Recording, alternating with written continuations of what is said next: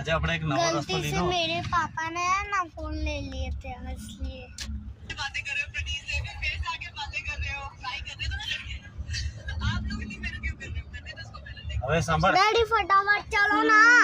ક્યાં આવી ગયા આપણે હવે બતાવું જો આજે છે ને અહીંથી આપણે રિંગ રોડ ઉપર નીકળીએ છે એટલે ઘણા દિવસથી પેલો રસ્તો દેખાતો હતો એટલે પછી મેં કીધું કે જોઈએ ચાલ अरे मारो डेटा पूरो થઈ જશે તારી દોસ્તીના ચક્કરમાં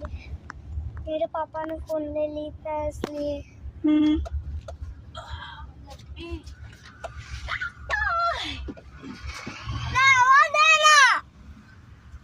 मम्मी जो ना चाह रही ने એ તને બધા સબસ્ક્રાઇબર સાંભળી લેશે અહીંથી રસ્તો જશે ટૂંકમાં હા जो मेरे फैन है वो कमेंट में लिख देना कियान